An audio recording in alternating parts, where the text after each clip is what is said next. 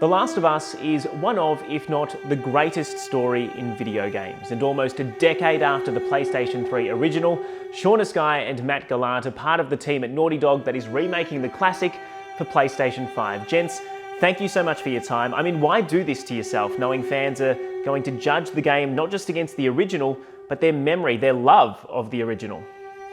Yeah, absolutely. We wrestle with that same question ourselves. But, The Last of Us Part 1, it's sort of our love letter to the franchises. It's our love letter to our fans, to ourselves as developers. As a team, you're right. We put a lot of unnecessary pressure on ourselves to make this game. The original game is arguably one of the greatest games ever made. For some of us, me personally, it's the first game I've ever made. So there's a, even greater feeling of responsibility to sort of preserve its essence and stay true to the original. So from the get-go, there were certain goals we set out for ourselves. We really wanted our fans and potential new fans to have the ability to play both Part 1 and Part 2 contiguously without these large gaps in fidelity or technology. I mean, the original was made on a PS3. And then the other thing, we also felt it was really important that, we expand our accessibility features, especially learning what we did on Part 2 and applying it in Part 1. So again, more fans could enjoy the game. Ultimately, we just wanted to really stay faithful to the core experience, preserve everything we love about the original, but use, the decade plus of artistic development, technological development, and build upon and enhance and heighten this beloved franchise, in every aspect of it, and make sure it stayed true to the original. I got this. Matt, I've played through the opening couple of hours, and the greatest compliment I suppose I can give is that it feels exactly like I remember, even though so much has changed. The genesis for kind of remaking this game largely came from when we made The Last of Us Part 2, it had all these flashback sequences to the original game. And so in the process of making that game, we were remaking, the hospital room and some of the characters for those flashback sequences.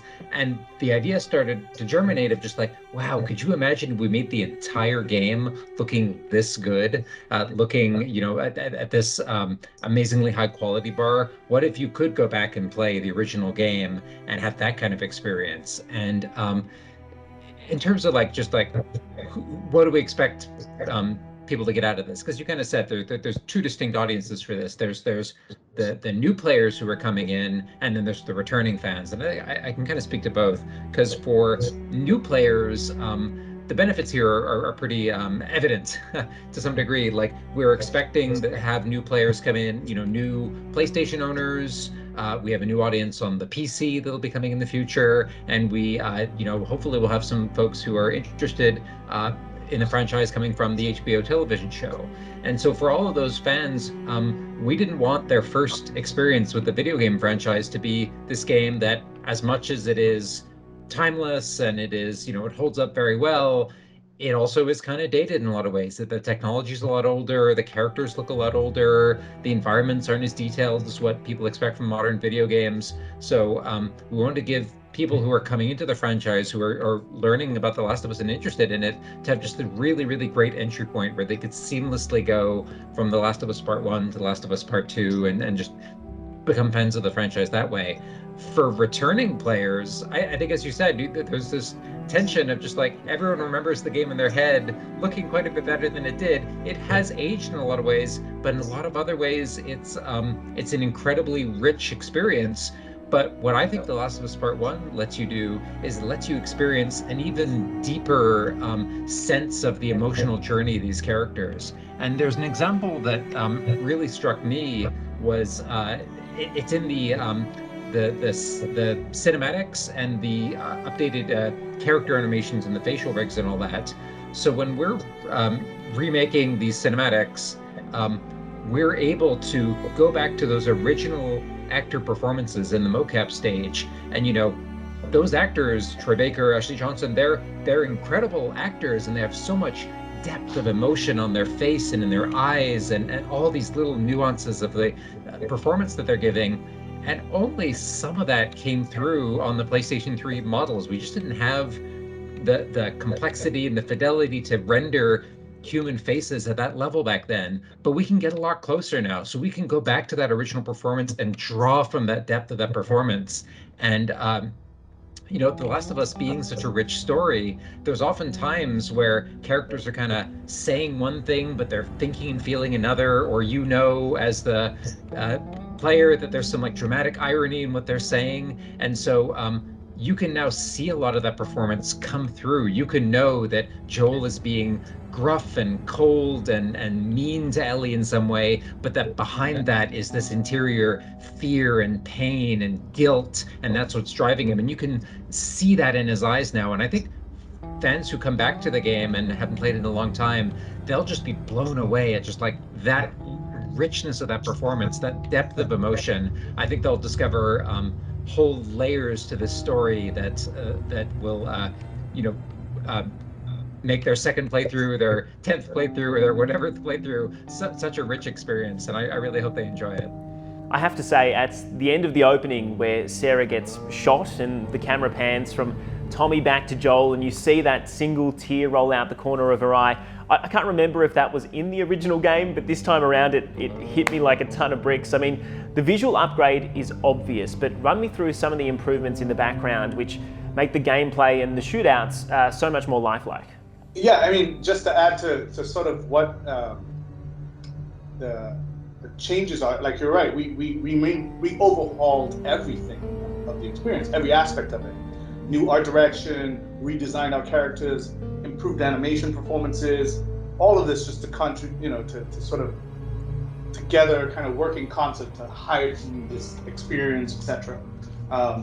There are moments in the markets in the quarantine zone, for example, right? That and I want you to go back and compare it when you can, where before we were limited by tech, we couldn't add sort of this bigger, larger world feel to this space. It was it always felt very contained and restricted, just because we couldn't support all the different characters that we would need to say that, oh, this is a lived-in city. There are many people in here just all living on top of each other, trying to survive.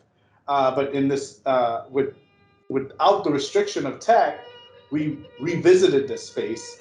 And now I can say for sure you will be transported into that space. You will be navigating that underworld. You'll feel the stifling, kind of oppressive nature of it. It's dangerous, layers and layers of life and activity in there. And to juxtapose that, it's like when you're wading through the flooded streets near the Capitol building, for example, it feels serene, it's beautiful, it's lush, overgrown, bugs stir in the tall grasses, the moss swirls around your legs, and that type of reimagining of the space, even down to our characters, like you were mentioning. Like, you talk about Sarah dying, which is one of the most gut-wrenching scenes. And then, there's some other scenes that I think are very, they're not as grand in the emotional scale in terms of value changes, but nuanced, right? Like Ellie and Riley dancing on the display unit in the mall, right? And this is a good example of how we crafted, and to Matthew's point, the layers and layers of emotion come to the forefront, right? Like there's a moment where Ellie stops and, she's staring at Riley all dull-eyed and just like, just you could see her just having this like appreciation for the love of her life, essentially. And then you can see the subtle shift in her brain where her eyes starts to dart and she starts to think, she's conflicted. Her best friend, the love of her life, is going to go join the Firefly. She probably will never see her again. And all of this stuff you infer, all of this stuff you project onto the characters now, with no words are spoken, right? Even combat, Matthew will go into this more detail, but combat, you're mentioning combat, but to me, one of the big improvements is taking already amazing combat and adding this layer of intensity to it, right? Like, when you play, if you haven't played this part yet, but you're chased by the turret truck in the financial plaza, for example, and you take cover behind a vehicle, and it bombards this vehicle with gunfire. The vehicle flexes, you know, like you run past those bookshelves in that little sort of library space, they splinter and shatter. And what was, you know, a lot of the world is more alive, breaks and reacts to you, starts to ground you in a way where you're like afraid for these characters. You know, there's a investment in their struggle. And I think all of these things, it expands more and more into gameplay and sort of art and art direction. I'll let Matthew talk more about it, but this is kind of what I'm really, really excited and proud about. Yeah, I can touch some more on some of the details of the combat as well. You know, echo everything Shaun's saying about the world having these chippables and breakables and physics objects that react as you fight. But even going back to like the core character animations as they're fighting, you know, one of the technologies that we were able to bring into The Last of Us Part 1 is this thing called motion matching. And motion matching is essentially a classic old school character controller would have said, oh, there's an animation for moving left, there's an animation for moving right, forwards, back, and if we need to do the in-between angles, we kind of blend between them, you know, that sort of thing. That was traditionally how a character controller is driven. For motion matching, what it does is we take a actor and we run them through this gauntlet on the mocap stage, and we capture all these different ways that a person can move, you know, taking a sharp corner or, you know, doing a quick 180, that sort of thing. And then we take the player's or the NPC, whatever's movement on any given moment, and we say, almost have like an AI matching, saying like, what's the best animation for this particular move? Try and match that to this bucket of animations, and every frame it's reconsidering, well, what about now? Maybe we blend into this one, maybe we blend into that one, and it gives this really seamless sense of motion. It makes them look really, really organic and human. You'll see things like when Joel takes a sharp corner, he'll lean in, you'll see the sense of weight and momentum. And the tension there being that, like, not only do we want to use all this latest technology and to make the character really smooth and feel really next gen in terms of how they move, but we also still want him to feel like Joel. We want him to feel like this character from the original game, to really honor that he feels older, heavier, you know, he's a bruiser, he's a brawler, and that's going to come through in the animations. Just to kind of expand a little more on the other enhancements, the combat, you know, you touched on the AI. Our AI model, you know, is using the AI model fundamentals from The Last of Us Part 2. So it has much more dynamic systems for reacting to what the player does. We can have more NPC counts. We were very limited on the PlayStation 3. We could only have 8 NPCs running at the same time for performance reasons. We can go beyond that on the PlayStation 5 and have more enemies live at the same time. We can do things like just the fundamental knowledge model of how the enemies understand, like, I don't want to get too into the weeds in this because I know I can get really lost in the details, but it's things like the enemies. It's stuff like the enemies think you're over here because they last saw you moving this way, and they're kind of like projecting ahead your last known location, and they're going to try and surround it, or knowing that your last known location was in a building, and if they're pushing up together, they're going to surround the building and like cover the exits before pushing in together to clear it. It's intelligence like that we developed over the last 9 years of in our engine, and we get to bring that back into The Last of Us and really enhance the combat. And I would be remiss if I didn't say also on the combat level, you know, we have haptics, we have adaptive triggers on the DualSense controller. That means that every gun, when you aim it, is going to have variable amounts of resistance. There's going to be things like the bow. When you're drawing the bowstring, you're going to feel the trigger getting more and more resistance as the bowstring gets taut. We have, you know, amazing haptics integration, not only on the high end of kind of the melee combat, the gunshots, the clambering, jumping, all that stuff, but we also, because the DualSense controller haptics are much more high resolution, we can do really great haptics integration on the quiet, the soft moments, the rip of the bandage when Joel's healing himself, or moments like when Joel's petting the giraffe, trying to recreate that sensation of feeling fur. Yeah, I could go on, and I probably will, but it's like all these things really make the combat feel really intense, make it feel really grounded, human, personal. And I think players who love The Last of Us combat already and love all the tools that Joel has and all the fun ways that you can, melee, stealth, gunplay, whatever, take on these combats, that they're going to find, again, just the best executed version of those mechanics. And I think they'll come back and be able to play these fights 10 different ways, and the AI should react to what they're doing in all sorts of cool, new, surprising ways. From a dialogue or a story perspective, did you tweak anything? No, we that was one of the things we made sure that we kept original, because the original story it resonated so well. We were reluctant to change any new dialogue, add any new dialogue, just working within those constraints. You mentioned the DualSense controller, and The Last of Us Part 2 has had a PlayStation 5 patch that unlocked 60 frames per second, but in many ways, Part 1 is now much more advanced than Part 2. So surely we see these upgrades applied to Part 2 in future. So as you said, Shaun, we can play from start to finish almost as one experience. That's an interesting idea, but we don't have any news on that right now. All right. Well, you mentioned the TV show coming to HBO in 2023. I mean, how much do you think that will affect the perception of this game and vice versa? Well, we're definitely hopeful that the TV show will spark interest and bring new fans into this world, have them appreciate this world, and live the journey and play the journey, which I think is has its own benefits, that to actually participate in this journey along with Ellie and Joel. And I think on that level of connection, I think they will have really true deep meaning, or at least find deep meaning in this journey and this struggle with these characters. So the hope is that they come and live our world and fall in love with these characters like we have. But outside of that, I mean, I don't have much context of the HBO. We're kind of just like you guys, fans of it, and can't wait whenever a trailer drops. We're just like gawking at seeing sort of the IP realized in such a way. But yeah, that's the hope, is to expand our reach and get more and more people to fall in love with these characters and their journey. After watching that trailer and playing the start of Part 1, being Joel again was a bit weird. It held so much more emotion, knowing what ultimately happens to him. I can only imagine that it was the same for you, returning to this character.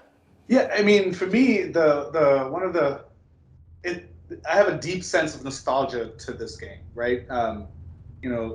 First game I've ever made. I remember being at the studio when it was, in its conception, if you will, and there was this feeling that we were gonna break ground in some way. We didn't know why, we didn't know how or why or how it would unfold. We didn't even really know what the final product would have been, but there was just this energy in there that something great was about to happen.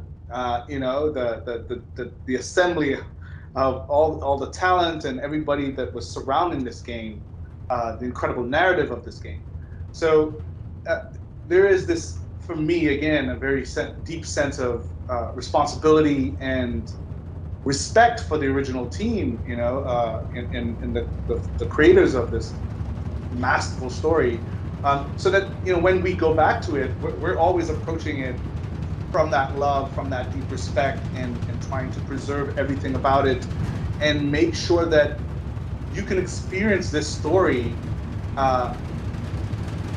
in a much deeper, even more meaningful than the original. That was the goal, to get you even more invested than the original, to kind of follow this journey. And myself, speaking for myself, when I play it and I can witness sort of the complexity of emotional depth, just, Matthew mentioned it earlier, which is sort of matching these actors' performances, and they were fantastic performances. Troy, Ashley, all the characters, even the let's say not so well-known cast, they were just great. They're fundamentally amazing performances that were now able to finally translate sort of that layer 1, layer 2, layer 3 of subtext that's going around in a character's mind, and to see that kind of realized on the screen. It's almost like reliving this story and having a new appreciation, a new sense of depth, a new sense of respect for what that lightning in a bottle that was, the original game, right? Like it's almost a newfound respect for it. It's great. I can say, for what it's worth, as someone who worked on part 2, but like while I was working on part 2, the original game was kind of receding in my memory a little bit. I was amazed going back to the original game how many connections there were between both games. Like there's a lot that is preceded for part 2 in the original game and therefore in part 1 as well. Like Ellie talks about being an astronaut. If you remember how that plays out in part 2, she talks to Riley about like, oh, you have a surprise for me? Is it a dinosaur? Again, you kind of see how that plays out in part 2. Or I had totally forgotten that Joel, when he's in Pittsburgh, he has all the stuff about coffee. And again, Joel and trading for coffee, like there's the connections there into part 2. So I was so excited to find those and be like, oh wow, I'd completely forgotten that all these little connections, these little story beats, these little moments, it's all connected. And that's part of why we're so excited to have this game out for players, and especially for new players, is that they'll be able to play these games back to back and have that really seamless experience, to be able to see for themselves all these connections between the characters, the way the characters grow between the games, and the way that events that happen in the second game can be preceded in the first game. I think the games complement each other beautifully, and I'm so glad the players will be able to see those connections for themselves. We know you're always working on the next big thing, and while I'm sure you won't say anything about The Last of Us Part 3 or Uncharted 5, we know that Factions is coming. So is it on its way? When's it coming out? And how will it be shared across both Part 1 and Part 2 of The Last of Us? Well, the multiplayer, the team, again, you'll have to stay tuned to get more information on that. I can say the team's working really hard on it, and we're super excited for fans to get their hand on it. It's pretty awesome. That's all I can say. I'm sure it won't be, and fingers crossed this isn't the last we see and hear of The Last of Us. But excitement for Part 1's remake must be encouraging, right? I mean, you love these worlds, and I'm sure you'd want them to grow in future too. Yeah, we're always excited about all of our worlds and how they evolve and grow in the future, and what we can do and the stories we can tell in them. So that's always a promising. That's always something I look forward to personally. Like, what's next? What can we do? How can we change and push and elevate all of our franchises? I can say also, like, I'm so excited for players who are going to be playing this game for the first time. We spoke to a journalist earlier today, and she hadn't played the original game. Her first experience was The Last of Us Part 1, and it was just like, I know, just pride swelled up in my chest just hearing that. Like, oh wow, you're going to get to play this amazing game, that so many people have loved, and that we've gotten the chance to go in and make it the best version of itself that we can. That's so exciting for us. We love these characters. We love this world. We're so excited about, everything that's coming in the future. This game coming to PC, the HBO show, the multiplayer project, all this stuff that's happening. We love this world, this franchise. We love The Last of Us, and we're so excited to be able to share this with the fans. Well, let me say on behalf of the fans, thank you for sharing more with us. It was a milestone game for a reason back in 2013, and I'm sure it will be again in 2022. Matt, Shaun, thank you so much for your time, and enjoy the love that comes your way from fans around the world.